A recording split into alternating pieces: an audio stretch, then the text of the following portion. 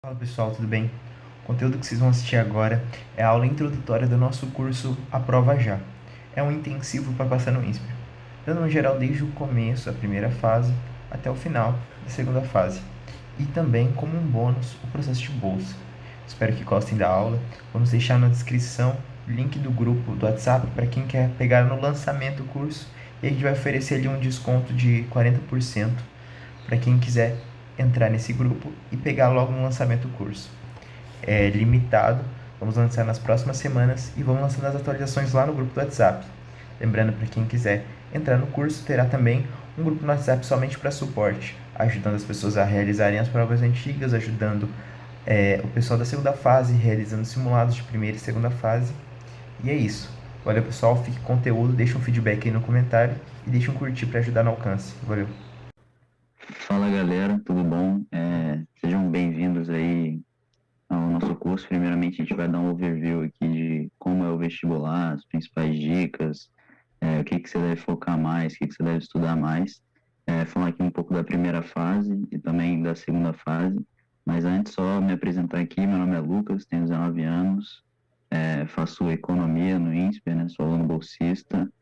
Eu fazia engenharia antes, né? No Espírito Santo, fiz um ano de engenharia lá, mas sempre gostei muito do mercado financeiro, sempre quis trabalhar com isso. Então, ficava nesse trade-off, assim, de ou vai para economia ou vai para engenharia, né? Tem muito engenheiro trabalhando no mercado financeiro. Então, eu decidi fazer economia, fui para o INSPER, vi que tinha um programa de bolsa lá muito interessante e foi mais ou menos isso. Então, se apresenta um pouco aí, Renan, para a gente começar. Boa. Bom, meu nome é Renan, tenho 18 anos, sou de São José dos Campos, agora estou no primeiro semestre de Economia, assim como o Lucas. Também sou bolsista, moramos juntos lá em São Paulo. Eu sou bolsista do programa Smart, vim lá do Poliedro de São José dos Campos. E, diferente dele, eu nunca fiz nenhuma faculdade, meu plano era INSPER mesmo, Economia. Assim como ele, o programa de bolsa me chamou muita atenção, o curso em si chamou muita atenção por tudo que ele traz de bagagem. E nesse curso a gente vai falar um pouco sobre ajudando vocês a passar na primeira fase, segunda fase, e um plus aí de como conseguir a bolsa de estudos de 100%. Perfeito. Então, vamos falar primeiro aí da primeira fase, como funciona, né? A primeira fase é diferente para os cursos de Direito, Administração e Economia, dos cursos de Engenharia, né? No INSPER tem três engenharias: Mecatrônica, Computação e Mecânica, né? Eu fazia Engenharia Elétrica lá na Federal do Espírito Santo. E, beleza, vamos falar primeiro de ADM, Econ e Direito, que foi o processo que a gente passou, né? A prova é dividida em português e matemática, 50% da prova é português, 50% da prova é matemática, porém os pesos são diferentes, né? Matemática acaba valendo mais na primeira fase, a gente vai mostrar isso para vocês no próximo slide, e a parte de engenharia tem também ciência da natureza, né? Que é diferente da parte de direito, ADM e econo, e também acho que na parte de direito, ADM e econo, eles vão adicionar ciências humanas para o vestibular de 2022, né? Pelo que eu vi Exato. lá, então isso vai mudar, mas para vocês agora que vão fazer o vestibular aí de 2021.2, ainda está nesse formato, né? 50% matemática, 50% português. E as provas de engenharia, elas são divididas, eu botei 33%, né? Botar um 34 aí depois para fechar o 100, mas é basicamente isso, assim, é dividido igualmente entre essas três áreas do conhecimento. Pode Sim. passar aí. E também é importante avisar que caso você esteja vendo esse vídeo depois de 2022, e se o curso ainda estiver no ar e você estiver assistindo, a gente vai ter feito atualização do conteúdo, por mais que essa aula introdutória talvez esteja diferente, mas se você olhar os módulos já vão estar atualizados. Exato.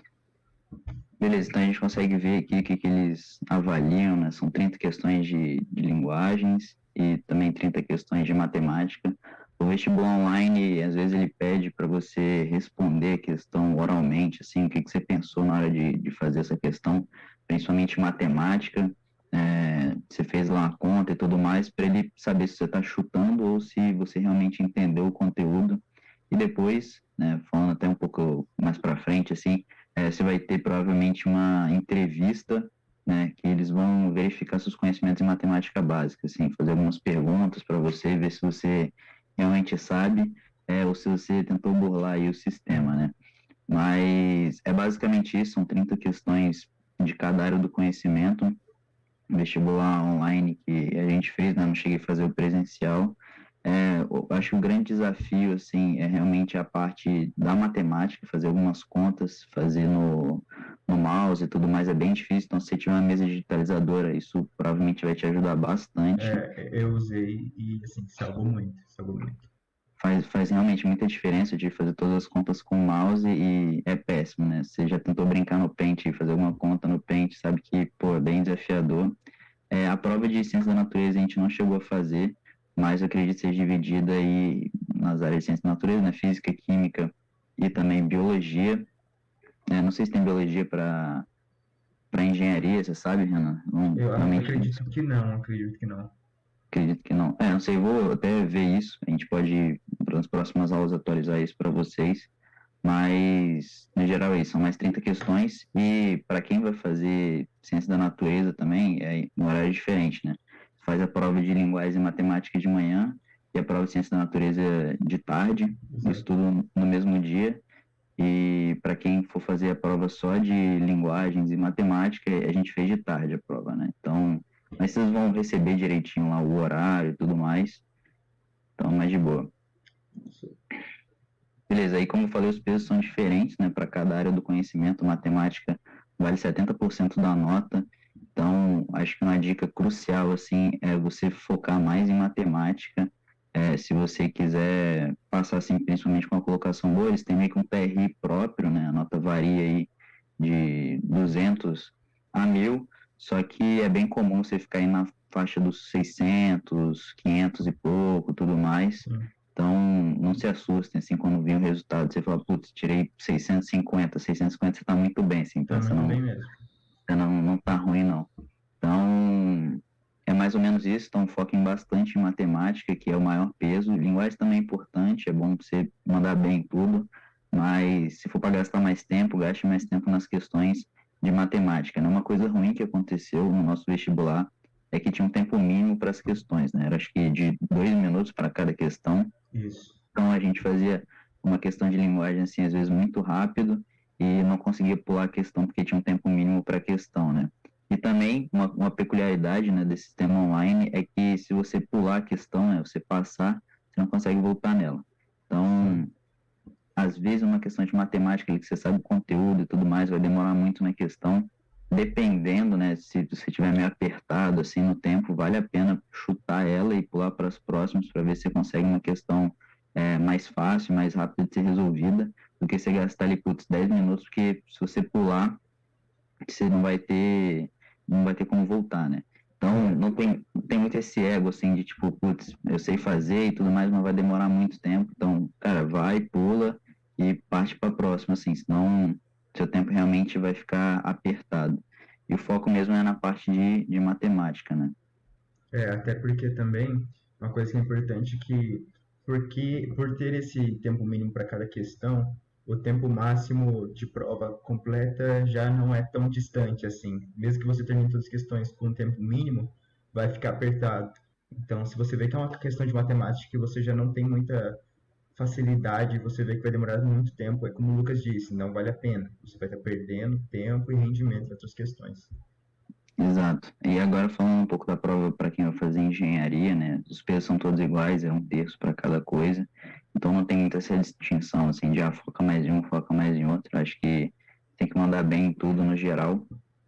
E as notas também, acho que no geral variam, assim, mais ou menos perto das provas de Econo e ADM Direito, né? Que fica por volta de uns 600 e pouco a sua nota, é bem comum isso.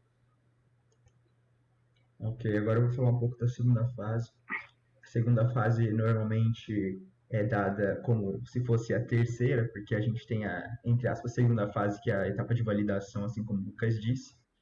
Essa etapa de validação, como está escrito aí, não é avaliativo, apesar de eu ter tido um amigo que, por isso eu coloquei normalmente, que foi removido nessa fase, mas claramente é porque ele tinha ido mal na primeira fase e na hora de avaliar, percebendo que realmente ele não dominava o básico, porque nessa etapa de validação você vai ter coisas como, por exemplo, sobre função, equação, coisas básicas. A primeira coisa da segunda fase que a gente vai ter é a dinâmica com runners. Essa dinâmica com runners, basicamente, você vai estar com ex-alunos ou alunos que ainda estão cursando a graduação. Esses runners você vai ter um momento ali de descontração, com algumas dinâmicas. Por exemplo, eu tive o Filmoji, se eu não me engano o nome, que tinha os emojis do WhatsApp e a gente tinha que descobrir qual era o filme. Basicamente para você se interagir com o seu grupo, que é de 4 a 6 pessoas, e soltar um pouquinho, tirar algumas dúvidas sobre a faculdade. Depois a gente vai para um momento um pouco mais sério, que entra os avaliadores na chamada, e nesse momento a gente vai estar separado do nosso grupo já. E, por exemplo, como eu disse, normalmente é de 4 a 6 pessoas o grupo. Então, o tempo de discussão para cada tema vai ser dado através do número de membros desse grupo. Por exemplo, no meu tinha 4 pessoas, então para cada tema era 4 minutos. Esses temas normalmente são temas bem polêmicos, como, por exemplo, o primeiro vestibular que eu fiz como treineiro era se transgêneros deveriam poder disputar o esporte normalmente, no gênero que eles se decidiram por ter. E são temas assim que, apesar de serem polêmicos, normalmente você já tem algum posicionamento. E é um tema também bem específico, porque não é só sobre igualdade de gênero, é um ponto dentro de um tema que é bem polêmico. E esse mesmo tema vão ser normalmente 4 a 5 temas. Você lembra, Lucas? Quanto era? O meu foi, acho que 6 temas que a gente discutiu lá. E realmente são temas bem polêmicos, assim. Eu lembro que teve um tema que era se as mulheres devem ser obrigadas a se alistar também, alguma coisa nesse sentido. E tem coisas assim, tipo de aborto e tudo mais, coisas realmente polêmicas. Você não precisa necessariamente ter uma opinião formada sobre tudo. Acho que a ideia do debate é mais você ter uma conversa assim, né? Tipo, acho que uma ideia boa assim para vocês na hora que forem fazer o debate é que se você vê que todo mundo na roda está concordando entre si, né? Se for um consenso, assim, você tentar trazer o outro lado da moeda, acho que ter essa dialética no debate é o que mais pontua, não necessariamente você, sei lá, citar um filósofo, alguma coisa assim. Acho que não é isso que eles estão buscando avaliar em vocês, é realmente vocês conseguirem trazer pontos fundamentais assim para o debate, né? Então, geralmente são 6 temas, e esses temas são os temas da redação. Exato, esse era um ponto que eu ia trazer. Nem sempre é uma boa argumentação assim com dados ou você já está preparado. Eles claramente vão perceber quando é um tema que você já estava preparado, que você já conhece, que é o seu posicionamento. Isso nem sempre é bom, porque às vezes é um tema que é claro para todo mundo ter um posicionamento, ou muito Uhum. claro, não sempre 100%. Então pode ser que a discussão acabe ali em 2 minutos, que todo mundo vai falar, eu concordo e acabou. Então, realmente é legal você estar preparado para inovar e ter uma certa dinâmica, sabe? E como o Lucas disse, a redação, você escolhe um dos temas que você discutiu, o tema que você achar que você consegue escrever melhor, que você consegue desenvolver melhor, e você faz redação no estilo Enem. Eu falo que é um meio termo entre Enem e FUVEST, porque ao mesmo tempo que é um pouco reflexivo, é a estrutura básica da redação ali do Enem. Exato, dissertativo argumentativo é realmente aquele padrão, não precisa necessariamente ter uma proposta de intervenção no Uhum. final, na sua conclusão, né? Não precisa ser exatamente igual ao Enem, você pode fazer meio que um mix dos dois, assim, a estrutura no geral é a mesma, né? Você faz a sua introdução, desenvolvimento 1, desenvolvimento 2, depois você faz a sua conclusão, pode ser uma conclusão mais sintética, assim, você juntar todas as ideias e conseguir fazer uma conclusão, não precisa ter propostas de intervenção em tudo. E ainda sobre os temas, assim, se você tiver um dado, se você conhecer muito bem o tema e quiser trazer para discussão, eu acho válido, mas também não tenta monopolizar a fala para você, porque o tempo é muito curto, então tenta gastar ali o seu 1 minutinho e tudo mais, né? Vocês do próprio grupo vão se organizar em questão ao tempo. No nosso grupo a gente organizou através do chat, né? Foi no Zoom, a gente fez, e aí as pessoas iam pedindo a fala no chat e o cara que era o mediador, né? Você vai ser o mediador uma vez, né? No caso, eram 6 temas, 6 pessoas, cada um era o mediador uma vez, né? Mediador, você vai ter que passar a palavra para um, passar a palavra para outro. Você pode também dar a sua opinião em alguns momentos, mas a ideia é não você monopolizar, assim, porque eles vão avaliar isso também, né? Se você for muito palestrinha, né? Ficar falando pra caramba lá, não deixar ninguém falar, isso é ruim para você e também para o seu grupo, né? A ideia não é você refutar o seu colega lá e tudo mais, é o grupo ter uma discussão produtiva e vocês passarem juntos, né? Então não vão com essa cabeça assim de tipo, putz, eu vou refutar todo mundo e tudo mais, porque você vai até na dinâmica, né, com os runners lá, eu fiz a dinâmica que era descobrir qual era a empresa através de nomes assim, tipo, davam lá, sei lá, um logotipo, alguma coisa assim, nesse sentido, eles tinham que descobrir qual era a empresa. Você vai fazendo amizade com a galera lá, né? Então é para ser bem descontraído e vocês irem, acho que juntos em um grupo forte na hora de discutir os temas e não tem essa visão de você querer refutar todo mundo e tal. Sim, é bem importante isso que ele contou e no módulo de segunda fase a gente vai aprofundar bastante essas questões e eu acho que vai ser bem interessante. Um último ponto que eu acho que é bem crucial e a maioria não se prepara porque não está acostumada a fazer isso, e é um diferencial do INSPER, é a erguição oral. A erguição oral basicamente é você demonstrar como você aprende, qual a sua capacidade de aprender. Vão ser alguns temas que aparecerão na sua tela, assim, você vai ter 1 ou 2 minutos para se preparar, não lembro bem, e basicamente vai aparecer um tema tão polêmico quanto essa discussão, e você vai ter que pensar por 1 minuto que perguntas você faria e para quem você faria para entender melhor sobre aquele tema, para no final você ter um posicionamento. Lembrando que esse posicionamento você não deve fazer de forma alguma, é basicamente só perguntas. Eu lembro que o meu falava sobre sustentabilidade em casas de pessoas de baixa renda, algo do tipo. E daí eu lembro que eu falei que eu iria perguntar para um arquiteto tal coisa, para um psicólogo tal coisa, para um morador daquelas casas tal coisa, para basicamente você sondar todas as áreas importantes para no final você, entre aspas, ter um posicionamento. Novamente, não é para mostrar esse posicionamento, é só para você mostrar para o INSPER como você faria para desenvolver esse aprendizado. É bem importante porque a maioria não consegue se preparar para isso, porque às vezes nem sabia da fase ou meio que não se importou, mas é um grande diferencial. Eu falo por mim porque eu me preparei para essa fase, tirei tipo 986 na segunda fase e deu uma alavancada boa na colocação, o que ajuda até no programa de bolsa, como nós dois somos bolsistas. Exato. Essa parte da regressão oral foi que eu menos me preparei, assim, na real não tinha entendido muito bem como funcionava a dinâmica, mas é exatamente isso que o Renan falou, eles vão dar uma pergunta para você, eu lembro que teve uma pergunta para mim, era se a eutanásia deveria ser legalizada no Brasil, alguma coisa nesse sentido, e aí o que eles avaliam na regressão oral é a sua capacidade de aprender, né, é aprender a aprender, então você tem essa pergunta, você não tem que responder essa pergunta, o que você acha, você tem que buscar conhecimento sobre como você vai responder ela. Então, putz, deveria ser legal a eutanásia no Brasil? Perguntaria para um médico do sistema público de saúde e tudo mais, se o conselho da medicina aprova isso e tudo mais. Perguntar também para um ministro, alguma coisa nesse sentido, para você conseguir obter o máximo de informações possíveis sobre aquela ideia para você responder a pergunta, né? Você não precisa responder a pergunta, você tem que fazer perguntas para pessoas especialistas e obter o máximo de informações. Então, é isso que eles avaliam. Eu lembro que tem um peso menor a parte da regressão oral, a parte do debate é o que tem maior peso na segunda fase, mas mesmo assim, é o que o Renan falou, faz diferença, né? É menos porcentagem, mas faz diferença. Acho que a minha nota na segunda fase não ficou tão boa por causa da arguição, né?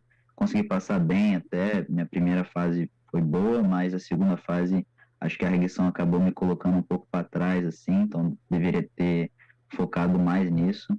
Então, vale a pena praticar, que é uma coisa praticável, então, se você for praticando e tudo mais, você consegue melhorar nesse sentido, e é isso.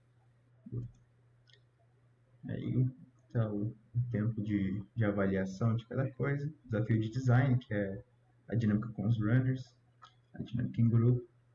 Isso aqui é uma média porque varia muito de número de participantes do seu grupo e também o tempo que você vai demorar. Por exemplo, a redação e a arguição oral, que vai de você pode terminar bem antes.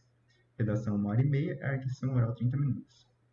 Exato. Você pode fazer a redação bem mais rápido, mas o tempo da arguição é realmente 30 minutos. Você pode, na arguição, assim, você não precisa falar ter todas as perguntas de cabeça, assim, na hora, porque provavelmente vai vir um tema que você nunca pensou sobre, alguma coisa assim, e vai faltar ideia. Então, você pode parar, pensar sobre, você tem 2 minutos para pensar sobre o tema, as perguntas que você vai fazer, depois você começa a fazer as perguntas e não tem problema você dar uma pausa, continuar pensando e fazer mais perguntas depois, né?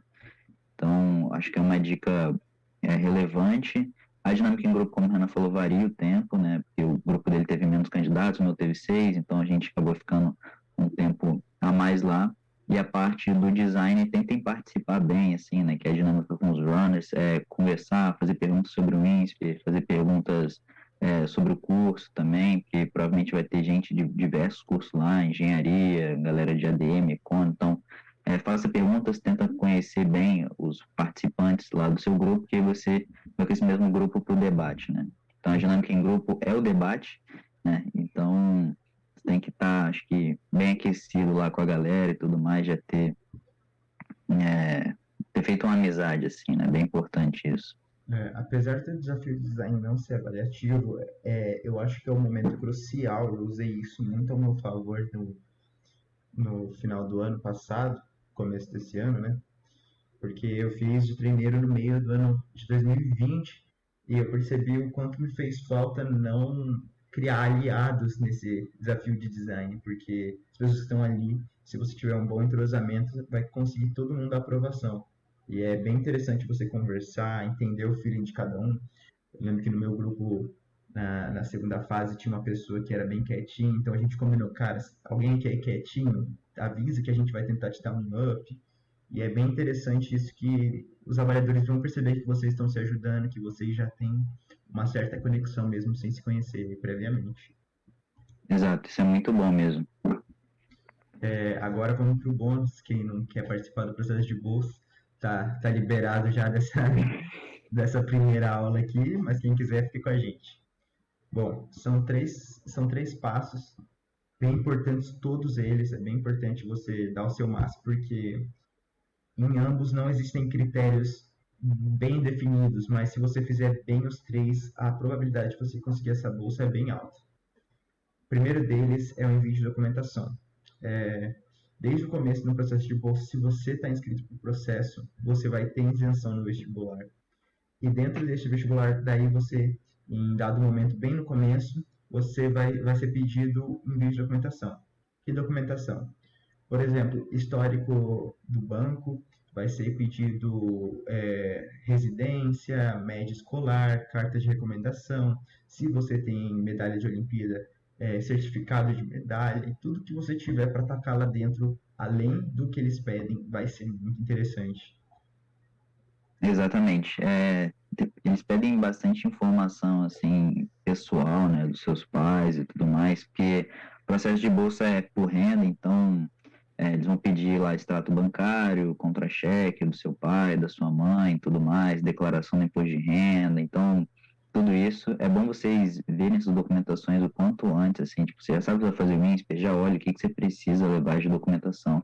A gente até pode colocar aqui para vocês depois um arquivo na descrição de todos os documentos necessários, mas lembrem também de olhar o edital do vestibular, porque isso pode mudar de acordo com o tempo, mas são bastante documentos e às vezes você não tem todos os documentos na mão, então não deixe isso para a última hora, porque é fundamental, assim, estar com os documentos lá em dia.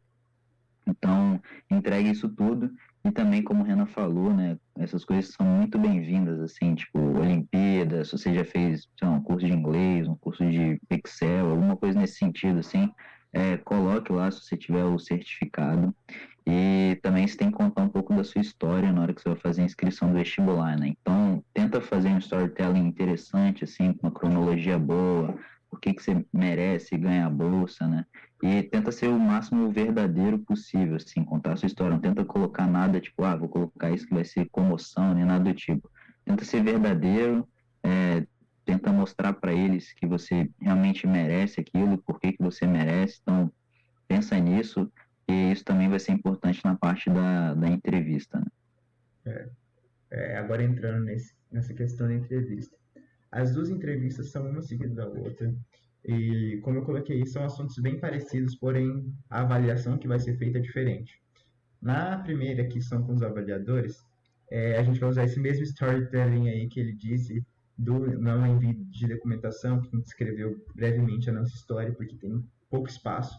Mas nessa entrevista com o avaliador, ele simplesmente você vai entrar e vai falar assim: eles vão perguntar para você, conte sobre a sua vida. Aí vai de você. Eu lembro que eu me embolei no começo, eu comecei a falar quando eu era muito criança, daí eu pensei, putz, vai ser muita enrolação. Então, não, vamos pular ali para o ensino médio. Basicamente, vai de você falar,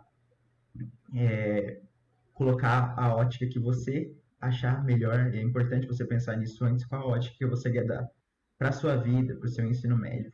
Porque você tem que olhar para a sua história e pensar, pô, isso é legal mostrar, esse esforço é legal mostrar. E eles vão fazer perguntas como, por exemplo, qual foi a maior dificuldade que você passou, como você resolveu ela, você conseguiu resolver. E é muito interessante você ser bem sincero, como o Lucas falou. Fala de fato o que houve, fala de fato se você não foi capaz, se você vacilou. Eu contei duas histórias. Eu contei primeiro uma história que eu tive muito problema quando eu entrei na escola que eu fui bolsista no ensino médio, porque eu vim de uma escola pública e eu passei muita dificuldade para me alinhar com as matérias que tinha. Essa foi uma história que foi muito boa, mas ao mesmo tempo eu contei uma outra história que não tinha sido tão boa assim, que foi o Summer em Harvard, que eu não estudei o suficiente, por causa de 2 pontos eu não passei. Eu falei, foi vacilo meu. Eu estava tão ocupado ali em conseguir uma nota razoável no ensino médio, era razoável, não era ótimo, que eu me perdi, não consegui ter rotina, e eu fui sincero. Ao passo que eu consegui ir bem no ensino médio, eu não fui organizado o suficiente para conseguir uma grande vaga. Acho interessante você fazer uma certa reflexão antes de como você quer mostrar a sua vida. E como ele falou também, não é para você ser um coitadinho. Você tem que ser sincero em todos os pontos da sua vida e também saiba vender seu peixe. Fale, tipo, das coisas boas que você fez, como você fez. Se você fez uma coisa muito interessante, conte de verdade. Fala, olha, eu fiz tal coisa e foi muito interessante pelo meu esforço. Exato. Eles vão perguntar realmente essa parte de, tipo, o que foi mais difícil, assim, na sua vida. Então, tenta pensar nisso. E essa dificuldade tenta sempre não terceirizar a culpa, né? Tipo, não deu certo porque meu pai não me ajudou em tal coisa. Não deu certo porque tal pessoa fez tal coisa. Então, tenta olhar, assim, no geral, o que você poderia ter feito de diferente e não tentar culpar tanto as outras pessoas e você realmente tentar se colocar nessa situação, né? O meu caso, sim, que eu coloquei de mais difícil foi que eu não passei na faculdade direto no terceiro ano, né? Eu estudava lá e tudo mais, achei que eu ia conseguir passar, acabei não passando. E aí eles perguntaram para mim, e de quem que você coloca a culpa meio que em quem, né? Tipo, não é colocar a culpa, né? Mas de quem que foi essa responsabilidade? Assim, foi o seu pai que não te ajudou, não te cobrou tanto? Não, foi responsabilidade minha, né? Eu que não estudei o suficiente para passar. Então, e aí depois ele perguntou, depois que eu passei, né, se eu agradecer isso a quem, né? Tipo, quem que me fez passar? Eu falei que fui eu também que me fiz passar, né? Eu estudei e por isso eu passei, né? Não foi minha mãe que estudou por mim, nem nada do tipo, óbvio. Você tem que ser grato aos apoios que você teve na sua vida, né? Minha mãe pagou lá um cursinho para vestibular para mim, então eu consegui estudar e sou muito grato a isso, mas também não ficar terceirizando a culpa de tudo e não terceirizar também todas as suas conquistas, né? Isso é mérito seu e todas as suas dores também, a maioria provavelmente é mérito seu, né? Com certeza. É bem interessante isso que o Lucas falou sobre não terceirizar, porque eu lembro muito no momento que me perguntaram isso no processo de bolsa, e eu pensei, cara, eu tenho que ser sincero, não adianta eu passar no bolsa mentindo. E quando eu passei na bolsa, a gente teve uma certa brincadeira lá, porque fingiam que ia ter mais uma fase do processo de bolsa, mas na verdade era para falar que a gente foi aprovado. E eu lembro que o diretor do programa de bolsas disse que existiam muitas pessoas que eles tinham dúvida se deveria estar lá, que parecia ser muito capaz, mas eles só quiseram colocar quem realmente era capaz, tanto que aumentaram o número de bolsas, só para conseguir colocar todo mundo que eles tinham certeza. E ele comentou uma coisa que eu pensei, caramba, ainda bem que eu fui sincero, porque ele falou que as pessoas que terceirizaram a culpa nessa questão não foram aceitas no processo de bolsa, porque eles analisaram isso. Foi um ponto que eles levaram muito a sério. Sim. Então tenta pensar na sua vida, assim, no geral, principalmente as dificuldades e tudo mais, você não precisa ficar ensaiando isso na frente do espelho, né? Eu acho que contar sobre sua vida é bem fácil, né? Você sabe tudo que aconteceu, então é só você ter uma cronologia boa, começa do começo, assim, se você quiser começar do seu ensino médio, pode começar, você começar quando você era mais criança também, alguma, sei lá, dificuldade que você passou na infância. Então, não tem regra, assim, não tem uma fórmula mágica.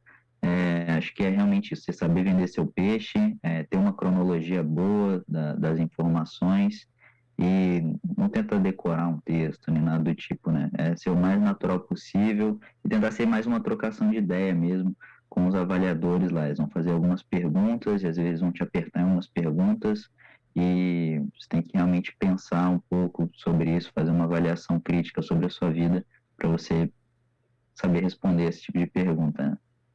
Com certeza. Agora a entrevista com o assistente social é bem parecida, mas basicamente essa sua história de vida vai ser um pouco mais resumida, é algo mais rápido e pontual. Ela vai perguntar um pouco sobre a sua vida e nisso ela vai começar a entrar em pontos que uma assistente social deve entrar. Ela vai perguntar quem trabalha da sua casa, quantas pessoas moram, como é a sua casa, como é a divisão, qual o horário que as pessoas da sua casa trabalham, coisas assim. Vai perguntar, por exemplo, se você tem problema em mudar para São Paulo para estudar, se você teria problema em morar em uma residência para bolsista, vai perguntar se você tem problema em estudar com pessoas que são muito ricas, às vezes a pessoa pode se sentir incomodada. Ela vai perguntar para você se você vai precisar trabalhar como CLT, por exemplo, para ajudar com os gastos da sua casa, eu digo, da sua cidade natal. São coisas bem pontuais. Sim, mas falando um pouco disso mesmo, né? Tipo, dado estatístico do IBGE, assim, né? Vão perguntar algumas coisas particulares, assim, da sua casa. Vai ter também um pouco das mesmas perguntas, né? Um pouco do storytelling que você já fez com os avaliadores, vai ter que contar um pouco para ela também. E tenta seguir, assim, a mesma lógica, né? Não adianta você contar um negócio para o avaliador e depois contar outra coisa totalmente diferente para assistente social, né? Sim, Tenta ser o mais verdadeiro possível e ter um sentido, assim, nas coisas que você vai falar lá, né? Então, toma cuidado com isso. isso aí. E bom, galera, é isso aí, finalizando com esse baita riff aí. Esse aí foi a primeira aula. A gente pensa até em colocar essa aula no YouTube para ser uma introdução para todo mundo que precisar ir, porque sei que o vestibular do INSPER é bem diferente. As pessoas não estão habituadas a trabalhar certas skills que o INSPER procura no vestibular. Então aqui a gente está aí para isso. A gente tem o e-mail que vocês vão ter acesso caso você tenha comprado o curso para conversar com a gente diretamente. Se você preferir, a gente até passa o WhatsApp para conversar, para tirar todas as dúvidas, que a gente não quer que ninguém saia com alguma dúvida desse curso. Se está na primeira aula, pode mandar dúvida também. E Exato. acho que A seria ideia isso aí. é responder todas as dúvidas, ter uma proximidade com vocês, você conseguir passar também, procura a gente lá no INSPER, né, e tudo mais, pode perguntar também dúvidas sobre o curso, o que a gente está achando, sobre a entidade também, o INSPER é bem rico nesse sentido, tem muita coisa para fazer lá dentro. Então, qualquer dúvida que você tiver sobre o INSPER, curso, se a gente não souber responder, a gente procura alguém para ajudar vocês também. Então é isso, a gente pode deixar aí também nosso WhatsApp e tudo mais para ter um contato bem próximo. E até a próxima aí, né? Até as próximas aulas. A gente se vê por aí. Valeu, galera. Tamo junto. Até a próxima aula.